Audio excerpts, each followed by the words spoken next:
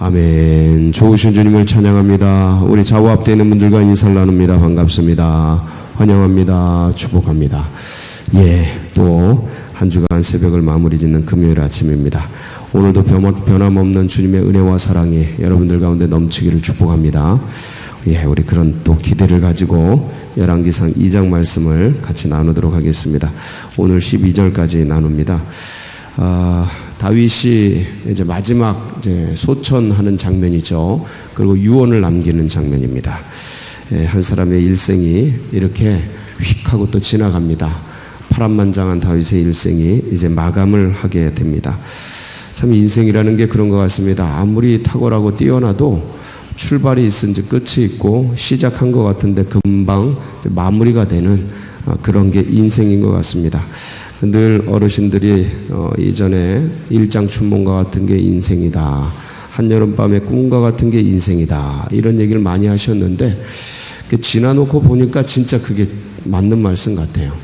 우리가 2박 3일 전교인 여름 수련회를 했는데 시작한 것 같은데 끝난 것 같고, 또 이번에 이제 우리 강동 연합성에 3박 4일간 또 했지 않습니까? 4일간 했는데 시작한 것 같은데 벌써 다 끝나고, 금방금방 지나고, 그 사건만 그런 게 아니고 인생 전체가 눈을 딱 감았다가 떴는데 끝나는 것 같은 그런 이야기들을 참 어르신들이 많이 하셨습니다. 많이 듣고 젊은 날에는 그런 얘기를 많이 들으면서 뭔 얘기인지 몰랐어요.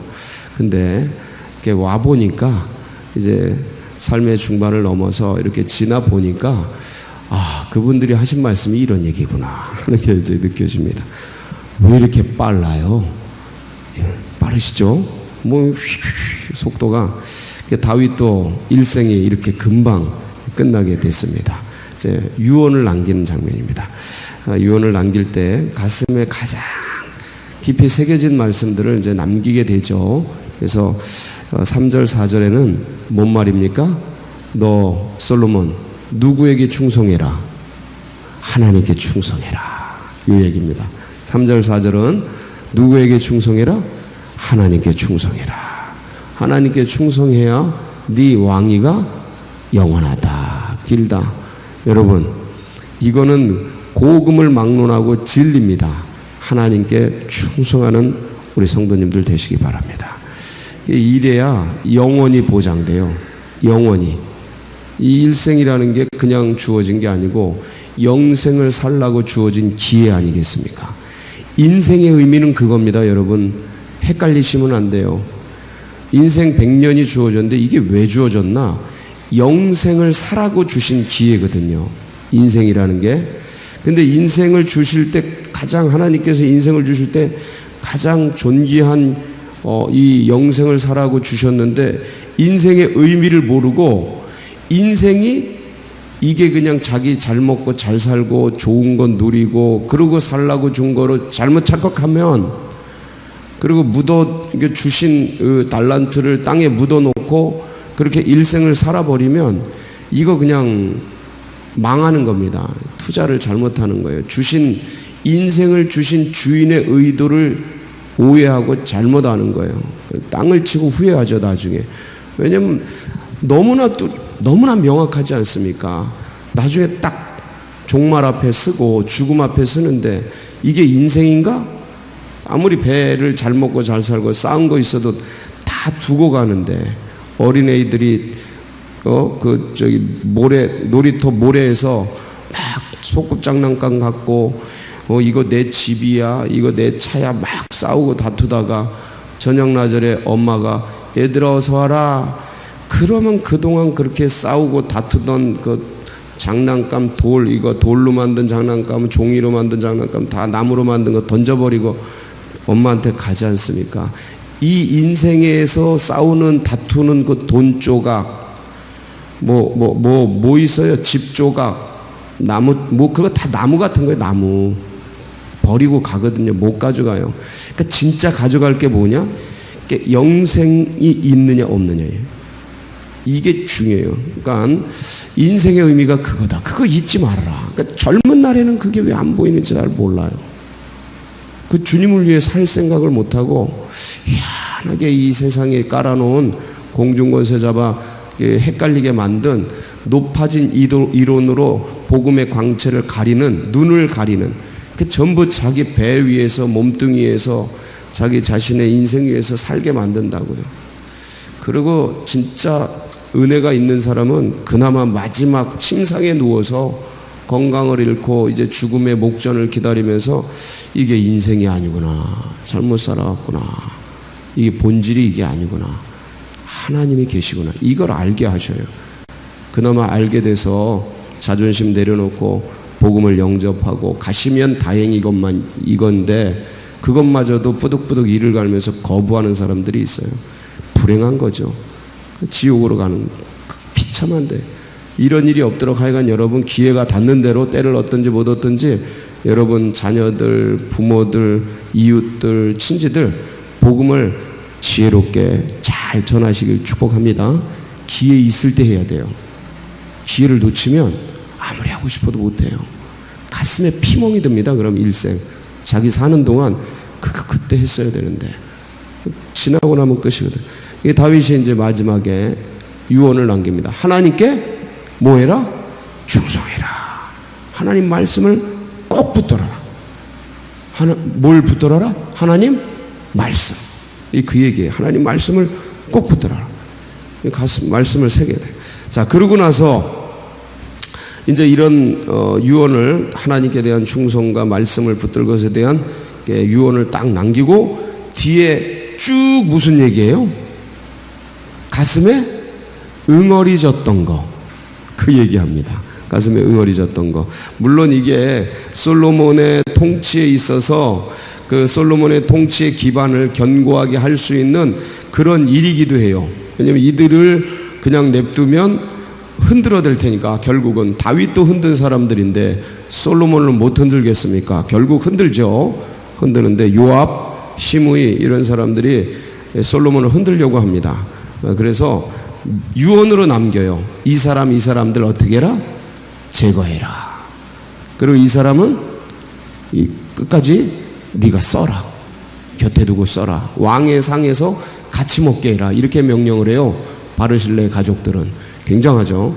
그래서 오늘 이 세 사람이 등장을 하는데 12절까지 나는 어떤 사람이 되어야 할까? 이 말씀을 통해서 같이 좀 우리가 묵상하고 은혜 받는 시간을 갖도록 하겠습니다. 자, 5절 보면 누가 나옵니까? 6절까지 요압이 나옵니다. 요압이 나오는데 요압은 다윗의 일생에 버릴 수도 없고 취할 수도 없는 아주 묘한 사람이었습니다. 조카이고 다윗의 조카죠. 그러면서도 혈연적으로 아주 가깝고 그러면서도 탁월한 무공이 있는, 그리고 전략가예요.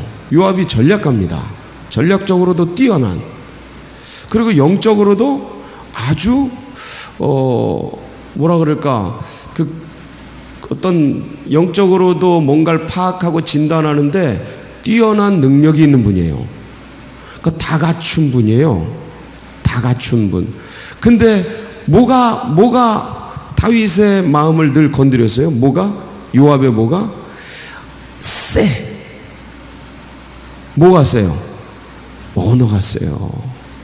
말이 세요. 그러니까 요압이 결정적으로 다윗이 힘들 때 말로 폭언을 합니다. 그러니까 다윗이 요압을 품고 가고 싶어도 늘 가슴 속에 응어리를 지게 만들어요. 요압이 다 갖췄어요. 뛰어난 무공에, 가족들 보세요. 의리의리하죠. 가족들이 의리의리해요. 전부 장차관들 다 차고 있어요. 이스라엘 왕국에 장차관 이런 걸 다 차고 있어요. 뛰어나죠. 가족 가문 뛰어나죠. 다윗이 이 가문이니까 탁월하죠. 무공을 갖췄죠. 사람들 다 지도력이 뛰어나죠. 그리고 판단력 좋죠. 영적으로도 아주 인구조사할 때 다윗에게 얘기하는 거 보세요. 왕이요, 왕에게 수많은 백성들이 있기를 원합니다. 그런데 인구조사를 왜 하려고 하십니까? 하지 않으셔도 되겠습니다. 만류하잖아요. 근데 강행하죠. 판단이 틀렸죠. 다윗의 판단이 틀렸어요. 혼나죠, 하나님께. 그런데 이렇게 판단력이 뛰어나요. 그리고 다윗이 압살롬에게 쫓겨서 이제 도망가고 그리고 이제 돌아올 때에 압살롬과 전쟁할 때 다윗이 뭐라 그래? 압살롬을 죽이지 말아라. 근데 다윗이 죽이죠. 제 판단에는 다윗이 죽이는 거 맞습니다. 제거해야 돼요. 두고두고 후환이 되거든요. 근데 다윗의 마음이 너무 아프죠. 근데 그때 말했던 그거, 제거한 거는 요압의 판단이 맞는데 다윗에게 제거하고 나서 슬퍼하고 있는 다윗에게 가서 했던 말 기억나세요? 그때 제가 막 여러 가지 얘기를 했잖아요. 당신 이루고 있는 게 이게 왕이냐, 왕의 채통이냐, 왕의 모습이냐, 사사르의 아들 죽었다고 지금 군 장병들 전부 사기 떨어뜨리고 이게 왕으로서 할 채통머리냐? 당신 이러면 우리까지 다 떠난다. 이런 내용이거든요. 이게 여러분이 기억이 나실 겁니다. 아마 그때 제가 연기처럼 했는데 그러면서 말은 맞는데 그렇게 하면 된다 안 된다.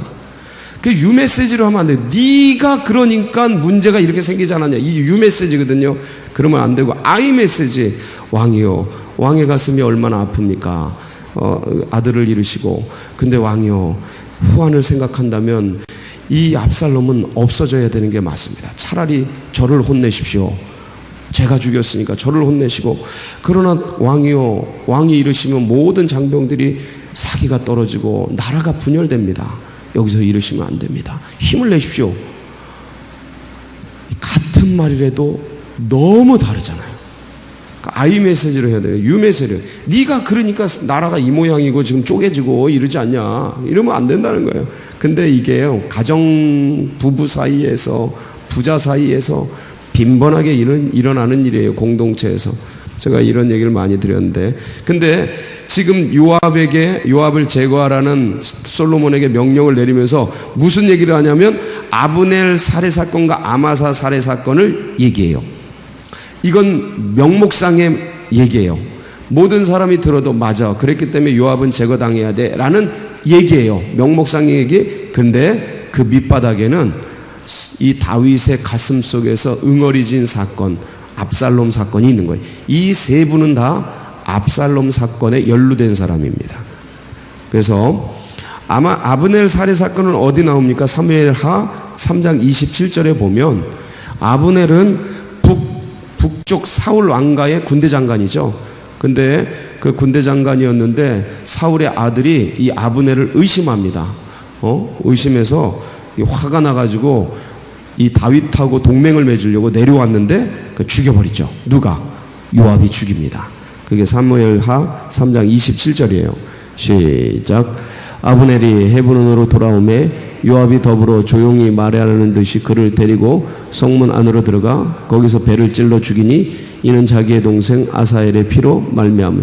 이 아브넬이 이렇게 요압에게 살해당해요. 전쟁 중에 요압의 동생 아사엘이 이 아브넬에게 죽거든요. 근데 그건 전쟁이고, 전쟁에서는 칼이 누굴 가립니까? 근데 그걸 원한을 품고 이렇게 충성스러운 이 다윗을 도우려고 했던 아브넬을 살해해버려요. 그래서 나중에 아마사도 또 죽죠. 아마사는 누굽니까? 요압이 이 압살롬을 제거하고 그렇게 심한 말을 하니까 다윗이 복귀할 때에, 예루살렘으로 복귀할 때에 요압을 군대 장관에서 실각시키고 아마사를 대신해서 쓰려고 그랬어요. 너무 세니까. 그래서 사무엘하 20장 10절 보면 아마사가 살해됩니다. 그런데 요압이 그걸 알고 제거해버리죠. 볼까요? 시작. 아마사가 요압의 손에 있는 칼은 주의하지 아니한지라. 요압이 칼로 그의 배를 찌르매 그의 창자가 땅에 쏟아지니 그를 다시 치지 아니하여도 죽으니라. 요압과 그의 동생 암비세가 비그리의 아들 세바를 뒤쫓을세. 그러니까 이렇게 해서 요압이 아마사마저도 죽여버립니다. 자기의 군권을 아마사가 가져가거든. 그러니까 제거해버리는 거예요. 이야, 이러는데 이게 다윗이 왜 이 요압을 제거 안 했는지 모르겠어요. 저는 이때 없애버렸어야 되는데 이상하게 그냥 둬요. 그러니까 이 둘의 관계는 아주 그 참 악어와 악어의 관계, 그런 관계 같아요. 끝까지 가요. 그리고 마지막에 이런 얘기를 하는데, 그러면서 그럼 이 두 아브넬과 아마사 사건을 얘기하지만 밑바닥에 이렇게 요압을 제거해라 라고 한 것은 사실은 다윗의 가슴 속에 있었던 압살롬 사건이에요. 사무엘하 18장 5절과 14절 15절을 한번 볼게요. 뭐라고 얘기하나? 다윗이 요압에게 시작. 왕이 요압과 아비새와 이때에게 명령하여 이르되 나를 위하여 젊은 압살롬을 너그러이 대우하라 하니 왕이 압살롬을 위하여 모든 군 지휘관에 명령할 때 백성들이 다 들으니라. 이렇게 얘기를 했어요. 근데 보세요. 자, 요압이 시작. 요압이 이르되 나는 너와 같이 지체할 수 없다고 손에 작은 창 셋을 가지고 와서 상수리나무 가운데서 아직 살아있는 압살롬의 심장을 찌르니 요압의 무기를 든 청년 10명이 압살롬을 에워싸고 쳐 죽이니라. 그래서 제거했다고요. 없애버렸다고. 여기까지는 저는 분명히 요압이 맞다고 생각을 해요. 왜냐하면 다윗의 아들이니까 내 아들 살려다오 얘기 얼마든지 할 수 있어요. 근데 군대 장관으로서는 왕이 그런 뜻을 가졌다 하더라도 어느 때는 이 왕이 개인적 감정을 내세운 거잖아요. 아비로서. 근데 이 역적이라고요. 역적은 제거돼야 돼요. 그래서 그것까지는 맞아요. 딱 요압이 제거한 것까지는 맞은데 사무엘하 19장 5절 7절 보면 이때 협박을 해버린다고요. 다윗에게. 슬픔에 차 있는 다윗에게. 한번 볼까요? 시작. 요압이 집에 들어가서 왕께 말씀하여 드리되 왕께서 오늘 왕의 생명과 왕의 자녀의 생명과 처첩과 비빈들의 생명을 구원한 모든 부하들의 얼굴을 부끄럽게 하시니 이는 왕께서 미워하는 자는 사랑하시며 사랑하는 자는 미워하시고 오늘 지휘관들과 부하들을 멸시하심을 나타내심이라.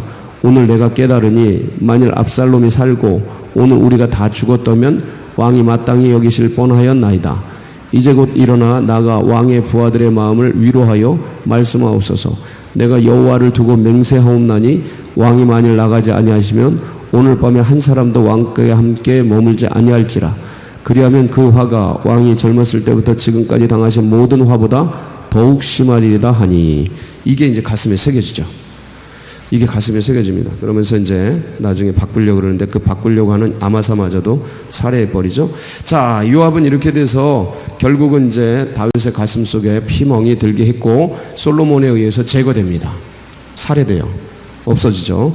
자, 바르실레 7절부터 8절 한번 보겠습니다. 바르실레. 이 바르실레는 압살롬에게 이제 도망을 했다가 다윗이 도망을 하다가 먹을 게 없는데 그때 와서 도와줘요.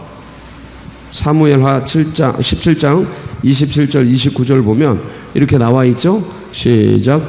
다윗이 마하나임에 이르렀을 때에 암몬족 속에게 속한 라팟 사람 나하스의 아들 소비와 로데알 사람 암미엘의 아들 마길과 로골림 글리아 사람 바르실레가 밥 침상과 대야와 질그릇과 밀과 보리와 밀가루 볶은 곡식과 콩과 팥과 볶음 녹두와 굴과 버터와 양과 치즈를 가져다가 다윗과 그와 함께한 백성에게 먹게 하였으니 이는 그를 생각에 백성의 들에서 시장하고 고나여 목마르겠다 합니다. 이러면서 바르실레가 지극정 부자예요. 굉장히 부자.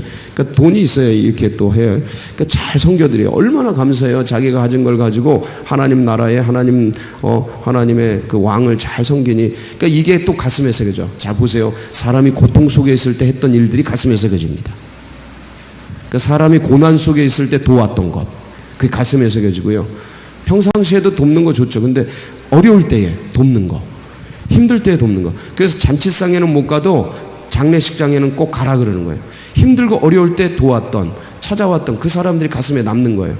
그래서 이제 나중에 뭐라 그래요? 그래서 이런 바르실레 가족에게 사무엘하 19장 32절 33절 보면 시작. 바르실레는 매우 늙어 나이가 80세라. 그는 큰 부자이므로 왕이 마하나임에 머물 때 그가 왕을 공개하였더라. 왕이 바르실레에게 이르되 너는 나와 함께 건너가자. 예루살렘에서 내가 너를, 이게 다윗이 하는 얘기예요. 바르실레가. 바르실레가 이때 85세야. 근데 같이 가자는 거야. 내가 너를 섬기겠다고. 얼마나 고마운지. 근데 나이가 많으니까 이 고향에 있겠습니다. 그러죠? 그 대신 제 아들 기맘을 데려가십시오. 그리고 기맘을 추천하고 그러는데 이 솔로몬에게는 이제는 기만뿐만 아니라 바르실레 아들들을 네 상에서 먹게 해라. 왕의 상에서. 그러니까 그 가족들을 중용해라 이 소리죠. 이야, 여러분 어려운 사람들 많이 도우세요. 그분들이 하나님 나라에 여러분들을 추천합니다. 이야, 얼마나 이 명장면 중에 하나. 그 다음에 시므이. 시므이는 뭐예요? 다윗이 그 압살롬에게 피난 갈 때 저주한 사람이잖아요. 이 저주한 놈이라 그래야 돼 이럴 때는. 예? 자 보세요. 사무엘하 16장 7절 8절 뭐라고 저주합니까? 시작. 시므이가 저주하는 가운데 이와 같이 말하니라. 피를 흘린 자여 사악한 자여 가거라 가거라. 사울의 족속의 모든 피를 여호와께서 네게로 돌리셨도다. 그를 이어서 네가 왕이 되었으나 여호와께서 나라를 네 아들 압살롬의 손에 넘기셨도다.